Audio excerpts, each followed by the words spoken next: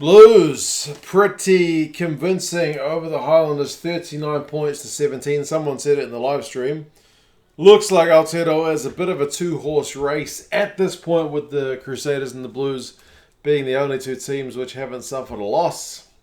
You got two teams who haven't even had a win yet. The Crusaders, the Blues have had the lion's share of the wins. The Highlanders have got the only other one. So, yeah, a bit of a disappointing result in terms of the fact that it's such a blowout. Obviously, for my Blues, 39-17 is pretty bloody encouraging. But yeah, we'll go over the game, some of the key events, the stats, and yeah, you guys can let me know your thoughts, how this thing sits with the competition. First thoughts, unfortunately, and I can't say much because I'm in Auckland and I didn't go to the game. I've just moved house and I've got a horrendously long list of things to do. So I didn't go to the game, but it seems like so did a lot of people not go to the game. The crowd seemed distinctly pretty ordinary. If you compare this to the opening game of Super Rugby Aotearoa last year against the Hurricanes, where it was a sellout, which I did go to, it's a bit of a contrast. So a bit disappointing to see those crowd numbers, but as I say, as a guy who's a Blues fan who also didn't go, it's a bit rich of me to say too many comments about it, but other than that, it was just, yeah, a bit ordinary. The game itself, though, the Blues got a early penalty conceded, so the Highlanders actually went in front 3 points to 0. They kicked a penalty.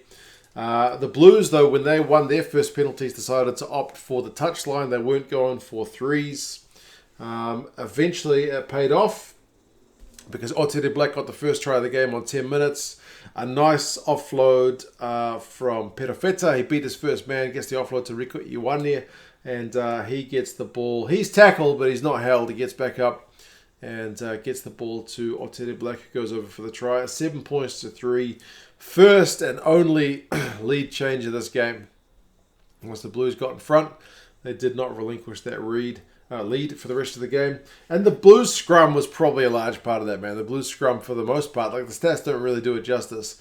The Blues scrum was pretty dominant. The Blues had a lot of confidence going into their scrums that it was going to be the right call.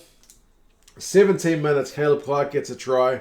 Again, it comes from a dominant scrum, which gets a penalty, which they then kick to touch, and then they maul, which gets a penalty, so they scrum it again. Caleb Clark is the guy who gets the try, but it's Plummer, interestingly, who takes a run after the scrum. And he actually had a pretty good game. Believe it or not, Harry Plummer had more defenders beaten in this game than any other Blues player. And Harry Plummer gets a lot of stick, and he's not the biggest guy, but he actually had a pretty solid shift. I'll give him credit where it's due. Yeah, wide ball to Rico Ioane, who gets it to Caleb Clark, and all of a sudden, the Blues have doubled their lead. They're 14 points to 3. 24 minutes, Papali'i went close after Sotutu had a good run down the touchline, but nothing doing for the Blues for that one.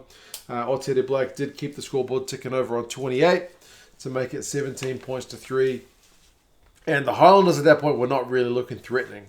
The Blues were largely able to dominate that first half, I thought.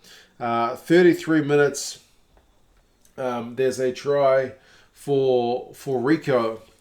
And I'm still convinced there was a try. It ends up getting chalked off as a forward pass.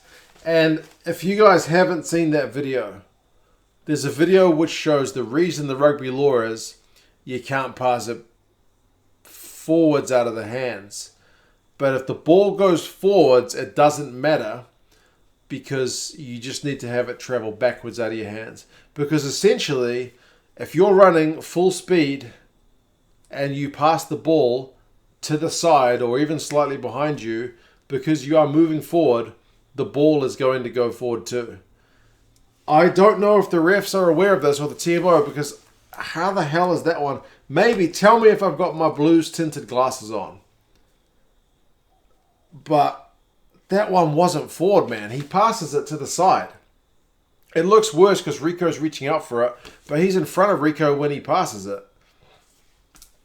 I don't get it. If that's a forward pass, then I don't know. I don't understand. I don't think that one was a forward pass. Akira has a big run. Remember, he's a former Sevens player. He's got some serious wheels. He's running. He passes the ball sideways to his brother. It travels forward, but not from his hands, as far as I'm concerned. And then, Riku goes over for a try, but the TMO chalks it off. Anyway. 36 minutes, the Blues knock it on. 38 minutes, they get turned over on the line, so they can't quite finish. I'm a little bit worried that they're not going to be able to extend their lead as a Blues fan, because they're knocking on the door, and you've seen it time and time again. Remember, the Highlanders had a good comeback against the Chiefs the week before, when teams just managed to hang on, stay within touching distance, and then the second half, maybe they come back. I was worried that was going to happen for the Blues, but Dixon gets yellow carded, tackling a player in the air right before halftime. When we go into halftime, it's run meters 297 to 93. Possession's 52-48, which is pretty close actually, but possession, the Blues have almost got 70%, not possession, territory, goodness me, I'm all over the shop, 68% territory. So the Blues should have a bigger lead than what they have at halftime. They do extend the lead though. Start of the second half, Narawa gets a try in 43 minutes. There's a big maul, and he goes into space. What can you say? It's a missed conversion, but they get an extra 5 points on the board with that one to make it 22 points to 3. 49 minutes. The Blues go over. This time it's Auckland. It's a big maul, and the Blues are absolutely looking dominant at that point. That being said, the Highlanders finally come back into it on 54. Dixon gets a maul try of their own to make it 29 points to 10. That's Ash Dixon, by the way. 58 minutes. The Blues maybe reverse a little bit of the momentum with a penalty to make it 32-10. Then there's another try on 64 minutes. Akira gets one of his own after having his try assist chalked off before. It's Narawa who wins the high ball. He gets it to knock. He gets to Plummer. Remember I said Plummer had a pretty good game? Offloads from the deck. Like when he's going for the try line, I'm thinking, for goodness sake, Harry, you're not going to get there. If I know you, Harry, you're not going to get there. I don't mean to be hard on the guy, but I am a bit hard on him sometimes. But that being said, he offloads from the deck, makes the right call, gets it to Akira, and he goes over for the try. So proper good play from the Blues to convert that one. Knock does get a yellow card on 70 minutes for killing a good Highlanders attacking opportunity. And Whakatava gets a try during the yellow card period from the back of a maul to make it 39-17. That's the way it finishes. Nothing more doing for the Highlanders. So the Blues hang on to get that bonus point. Bonus point victory. Highlanders 2 tries. The Blues get 5. So the rule being 3 more tries than your opponent, you get that bonus point. It's the bonus point stays in play bonus point rather than the old school 4 tries and you've got a one locked in. So the Blues still did have something to fight for right to the death. Full-time stats, 386 to 288 is the run meter, so it evens out a wee bit, but the Blues still dominate. Positions 50-50, territories 59-41, so again it evens up a bit, but the Blues still finish with much more. Plummer, like I said, 3 defenders beaten, most from the Blues. Frizzell has 11 from 14 tackles, but there's still a few missed tackles in there. The Blues line-out's pretty ordinary, 78%, whereas the Highlanders are a bit better at 83%. But the Blues scrum was pretty much on song. Penalties conceded 11 to 16, so the Highlanders conceding too many penalties. Pretty one-sided one in the end. Not much drama at the end, again, other than that bonus point. Still pretty annoyed about that pass.